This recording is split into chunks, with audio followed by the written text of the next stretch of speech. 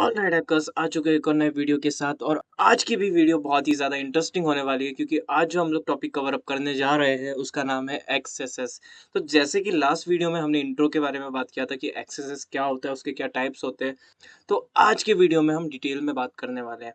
And cross site scripting क्या होता है, किस तरीके से वेबसाइट या फिर वेब एप्लीकेशन में इम्प्लीमेंट करते हैं, किस तरीके से हम अटैक को परफॉर्म कर सकते हैं और क्या क्या चीज़ों को हमको ध्यान रखना है। तो लेक्चर स्टार्ट करने से पहले मैं आपको एक चीज़ बताना चाहता हूँ।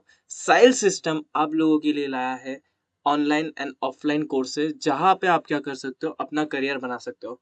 अब बहुत सारे जन जो है ना अपना करियर बनाना चाहते हैं साइबर सिक्योरिटी में, पर उनके पास बेस्ट रूट नहीं है या फिर उनके पास कोई पाथ नहीं है कि स्टार्ट किस तरीके से करें। तो देखो, साइल सिस्टम आप लोगों के लिए लाया है 30 कोर्सेज, जहाँ पे आपको सिखाया जाएगा बेसिक से लेकर एडवांस तक। और जो पार्ट हम लोग कवर अप करेंगे वो 90% जो है वो प्रैक्टिकल होगा और 10% थ्योरेटिकल होगा। अब इसका सबसे बड़ा रीजन क्या है पता है आपको? सबसे बड़ा रीजन यही है कि अगर आप किसी ऑर्गेनाइजेशन में इंटरव्यू देने जाते हो, वहां पे अगर आपने प्रैक्टिकल अच्छी तरीके से परफॉर्म नहीं किया, तो वहां पे आपका सिलेक्शन नहीं होगा और वहां पे रुक जाओगे। और मोस्ट ऑफ द कंपनी आपसे एक ही क्वेश्चन पूछेगी कि कितना नॉलेज है आपको प्रैक्टिकली। एंड अगर आप प्रैक्टिकली परफॉर्म नहीं कर पाओगे तो आपका सिलेक्शन नहीं होगा किसी भी कंपनी में। तो हमारा जो मेन फोकस है वो है प्रैक्टिकल पार्ट्स के ऊपर। तो स्टार्ट करते गाइस बिना किसी देरी के। So what is cross site scripting, यानी एक्सएसएस क्या है, उसके ऊपर आज हम बात करेंगे। Cross-site scripting, also known as XSS, is a web security vulnerability that allow an attacker to compromise the interaction that user have with the vulnerable application. तो क्रॉस साइट स्क्रिप्टिंग या फिर मैं बोलूँ XSS एक वेबसाइट या फिर web application based vulnerability है, जहाँ पे हैकर क्या कर सकता है, किसी भी पर्टिकुलर वेबसाइट और वेब एप्लीकेशन के स्ट्रक्चर को इजीली चेंज कर सकता है। अब वेब एप्लीकेशन का स्ट्रक्चर मैंने लास्ट वीडियो में भी बताया था कि किन चीज़ों से मिलके बना है, बट अभी भी मैं बताऊंगा कि किन चीजों से मिलके बना है। देखो, तो एक वेब एप्लीकेशन का जो स्ट्रक्चर है वो तीन चीजों से मिलके बनता है। एक होता है HTML, CSS एंड जावास्क्रिप्ट। अब HTML क्या होता है? HTML का मतलब होता है हाइपर टेक्स्ट मार्कअप लैंग्वेज। और वही अगर मैं बात करूं CSS की, तो CSS का मतलब होता है cascading styling sheet. And JavaScript is a programming language. तो ये तीन स्ट्रक्चर मिलके बनता है फ्रंट एंड। आज जो आप किसी भी पर्टिकुलर वेबसाइट को ओपन कर पा रहे हो, तो वो मोस्ट ऑफ द टाइम या फिर मैं बोल सकता हूँ वो web application HTML, CSS, JavaScript से ही बनता है। यानी कॉमन वेब एप्लीकेशन जो होती है वो इन तीन स्ट्रक्चर से मिलके ही बनता है। अब आपको ये जो पैराग्राफ दिख रहा है क्रॉस साइट स्क्रिप्टिंग, ये जो हेडिंग्स दिख रही है, ये जो पैराग्राफ दिख रही है, ये किस पे बना है? ये HTML पे बना है। ओके। CSS का मतलब क्या होता है? Cascading styling sheet. मतलब ये जो कलर दिख रहा है आपको, ब्लू कलर, व्हाइट कलर्स, ठीक है, ये जो आपको डिजाइन दिख रही है वो बेसिकली किस में किया जाता है? CSS में किया जाता है। और what is JavaScript? JavaScript is a programming language, but HTML is a markup language. Okay. बहुत सारे जनों को नहीं पता होता है कि HTML मार्कअप लैंग्वेज है and JavaScript is a programming language. तो इंटरव्यूअर कभी कभार ट्रिकी क्वेश्चन पूछता है कि HTML प्रोग्रामिंग लैंग्वेज है क्या, तो आपको वहां पे आंसर नो देना है, ठीक है। HTML प्रोग्रामिंग लैंग्वेज नहीं है, वो एक तरीके का मार्कअप लैंग्वेज है। Okay. JavaScript is the programming language. अब बात करते हैं क्रॉस साइट स्क्रिप्टिंग की। अब देखो, मैंने जैसे कि आपको बताया कि किसी भी वेब एप्लीकेशन में आप पूरे स्ट्रक्चर को चेंज कर सकते हो या फिर आप किसी भी प्रिविलेज को इजीली एक्सेस कर सकते हो। अब हैकर क्या करते हैं? क्रॉस साइट स्क्रिप्टिंग अगर वल्नरेबिलिटी किसी भी वेबसाइट या फिर वेब एप्लीकेशन में अगर हमको मिल जाती है, तो वहां पे स्ट्रक्चर तो चेंज कर ही सकते हैं, प्लस हम वहां पे फिशिंग अटैक को भी क्या कर सकते हैं? परफॉर्म कर सकते हैं।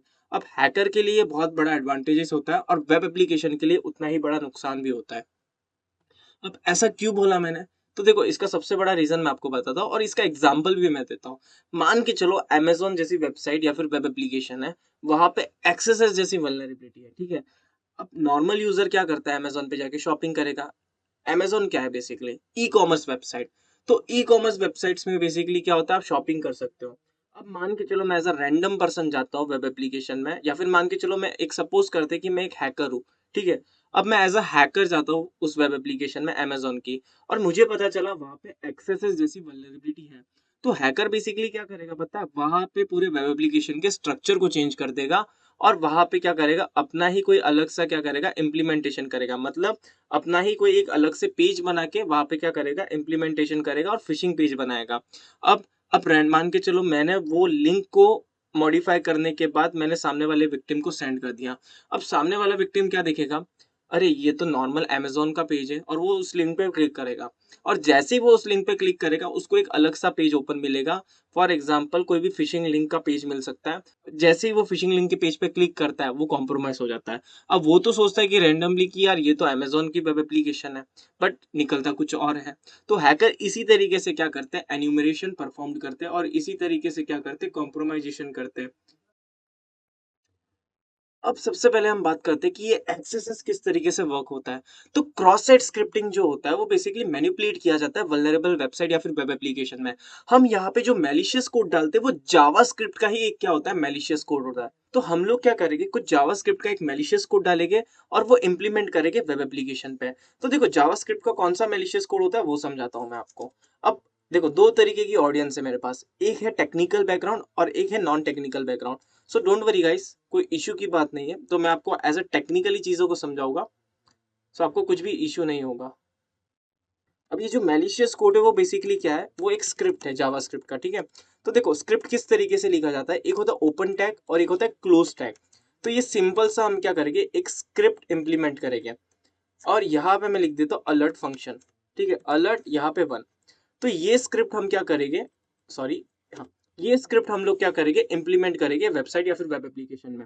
अब एक चीज और मैं आपको बता देता हूँ, ये जो क्रॉस साइट स्क्रिप्टिंग वल्नरेबिलिटी है वो as a injection based vulnerability है। तो इसको बहुत ही ज्यादा लेमन वे में हम समझते हैं। इंजेक्शन का मतलब क्या होता है, जहाँ पे आप इंजेक्ट कर सको, ठीक है? अब इंजेक्ट कहाँ पे कर सकते हो, एक वेब एप्लीकेशन में। देखो दो तरीके से आप इंजेक्ट कर सकते हो, एक तो इनपुट फील्ड और एक पैरामीटर। तो इनपुट फील्ड क्या होता है और पैरामीटर क्या होता है वो समझते हैं। तो मैं आपको इसको प्रैक्टिकली परफॉर्म करके बताता हूँ। ये एक वेब एप्लीकेशन है, टेस्ट php vulweb.com। ये एक वल्नरेबल वेब एप्लीकेशन है जिसको मैं आपको डेमोन्स्ट्रेट करके बताऊंगा। अब देखो, आप कभी भी फर्स्ट टाइम किसी पर्टिकुलर वेबसाइट या फिर वेब एप्लीकेशन में जाते हो तो सबसे बड़ी गलती पता है क्या करता है एक हैकर गलती करता है कि वो सीधा अटैक को परफॉर्म करता है। नहीं, पहले आप वेब एप्लीकेशन के स्ट्रक्चर को समझो।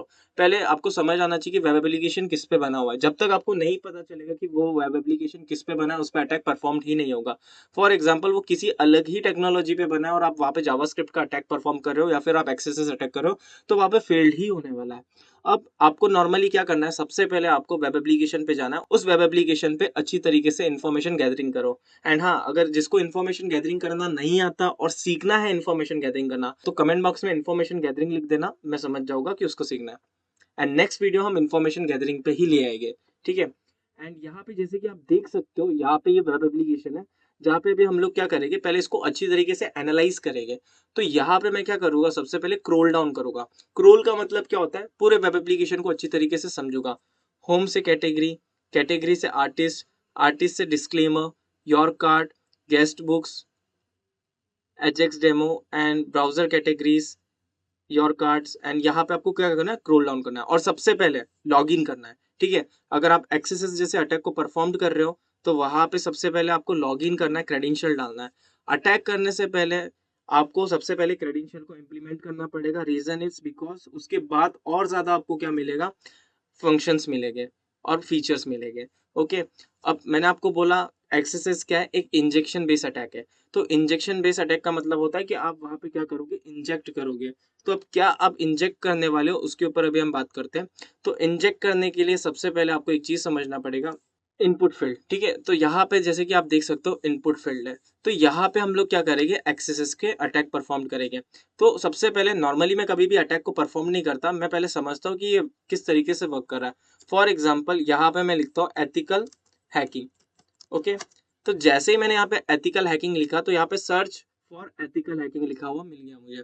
तो देखो कैसा होता है ना, अभी देखो यहाँ पे मैंने क्या किया, एक तरीके से रिक्वेस्ट को इनिशिएट किया और सर्वर ने उसके बिहाफ पे मुझे क्या किया, रिस्पॉन्स को फायर्ड करके दिया। तो एथिकल हैकिंग यहाँ पे क्या हुआ, रिस्पॉन्स आया मुझे। ऑलराइट, तो इस तरीके से क्या होता है, वर्क होता है। देखो क्लाइंट ने इनिशिएट क्या किया, रिक्वेस्ट इनिशिएट किया और सर्वर ने उसके बिहाफ पे आपको रिस्पॉन्स दिया। मान के चलो यहाँ पे मैंने एथिकल हैकिंग लिखा और सर्वर के पास वो डेटा होता, तो वो घूम फिर के जो मैंने कॉन्टेक्स्ट लिखा वो वापस मेरे पास ही आया और मुझे ये रिफ्लेक्ट कर दिया। ओके, अब आपको मैंने क्या बोला, जो मैलिशियस कोड डालेंगे वो कहाँ पे डालेंगे, इनपुट फील्ड में। तो यहाँ पे जैसे कि यहाँ पे एक इनपुट फील्ड आपको दिख रहा है, हमारा जो मैलिशियस कोड है वो क्या है, ये हमारा मैलिशियस कोड है। तो इसको मैं क्या करता हूँ, कॉपी करता हूँ एंड यहाँ पे मैं इसको पेस्ट करता हूँ। एंड यहाँ पे जैसे ही मैंने गो करा एंड यहाँ पे मुझे पॉपअप आया, तो इसका मतलब क्या है, ये वेब एप्लीकेशन वल्नरेबल है एक्सेस से, ठीक है। अब इससे क्या हो सकता है, पूरे वेब एप्लीकेशन के इंफ्रास्ट्रक्चर को हम लोग क्या कर सकते हैं, इजीली चेंज कर सकते हैं। ओके, अब इसके अंदर भी बहुत सारे टाइप्स होते हैं, जैसे कि स्टोर्ड बेस होता है, रिफ्लेक्टेड होता है, डोम है। तो अब ये कौन सा अटैक है, ये रिफ्लेक्टेड बेस एक्सेस है। मतलब ये एक तरीके का नॉन परसिस्टेंट अटैक है। नॉन परसिस्टेंट का मतलब क्या होता है, ये जो पॉपअप आ रहा है ये सिर्फ मुझे आ रहा है और किसी को नहीं आएगा, ठीक है। अब मैं ये लिंक कॉपी करके मैं अगर सामने वाले को भेजूंगा तो वो उसको भी पॉपअप आएगा। और हैकर क्या करते हैं, ऐसे ही टेम्पलेट्स बनाते हैं एक्सेस के थ्रू, और क्या करते हैं, फिशिंग अटैक को परफॉर्म करते हैं। तो इस तरीके से वो सोशल इंजीनियरिंग भी करते हैं, फिशिंग अटैक को भी परफॉर्म करते हैं, और मल्टीपल अटैक्स वहां पे क्या करते हैं, परफॉर्म करते हैं। प्लस यहाँ पे कुकीज हाइजैकिंग को भी परफॉर्म करते हैं। तो इस वेब एप्लीकेशन में किस तरीके से वल्नरेबिलिटी अराइज हुई है उसके ऊपर अभी हम बात करते हैं। तो देखो, अगर आपको ऐसा पॉपअप आता है तो इसका मतलब वो वल्नरेबल है, ठीक है। बट इसका मिटिगेशन क्या होगा, तो सबसे पहला मिटिगेशन ये होगा कि इसको प्रॉपर्ली सैनिटाइजेशन नहीं किया गया था, इसीलिए ये वल्नरेबिलिटी वहां पे अराइज हुई। अगर वहां पे प्रॉपर्ली सैनिटाइजेशन होता, अगर कोड प्रॉपर्ली सिस्टमेटिक वे में लिखा हुआ होता, तो ये वल्नरेबिलिटी अराइज नहीं होती। दूसरा, वहां पे आपको फायरवॉल का यूज करना चाहिए था। फायरवॉल का मतलब क्या होता है, बेसिकली सिक्योरिटी होती है जो आपको क्या कर देता है, सिम्स डाउन कर लेता है या फिर ब्लॉक कर देता है। ओके, कि अगर कोई मैलिशियस अटैक को परफॉर्म कर रहा है तो वो प्रॉपर्ली मैलिशियस अटैक को परफॉर्म नहीं कर सकता। थर्ड, ये होना चाहिए था कि जो टैग्स इंप्लीमेंट किया जा रहा है वही ब्लॉक किया जाए फायरवॉल के थ्रू, है ना। यानी अगर मान के चलो अटैकर अटैक कर रहा है और वो मैलिशियस कोड डाल रहा है, वो टैग के थ्रू डालेगा, ठीक है। स्क्रिप्ट किस तरीके से बनती है, टैग्स के थ्रू बनती है। तो अगर वो टैग जो है वही अगर ब्लॉक हो जाए तो वो स्क्रिप्ट एग्जीक्यूट ही नहीं होगा। तो ये हमारा क्या है, मिटिगेशन है। ऑल राइट हैकर्स, आप लोगों को ये वीडियो समझ आई होगी, आप लोगों को समझ आया होगा कि एक्सएसएस क्या होता है, मैलिशियस कोड क्या होता है। एंड अगर आपको सीखना है क्रॉस साइट स्क्रिप्टिंग, या फिर आप भी सीखना चाहते हो साइबर सिक्योरिटी या फिर एथिकल हैकिंग का कोर्स करना चाहते हो, तो लिंक दे रखा है डिस्क्रिप्शन बॉक्स में, जाके चेक करिए। एंड अगर आपको इन्फॉर्मेशन गैदरिंग के ऊपर भी वीडियो चाहिए तो इन्फॉर्मेशन गैदरिंग लिखिए, उसके ऊपर नेक्स्ट वीडियो में लाने वाला हूँ। एंड मिलते हैं गाइस नेक्स्ट वीडियो में। Ta ta bye bye, see you.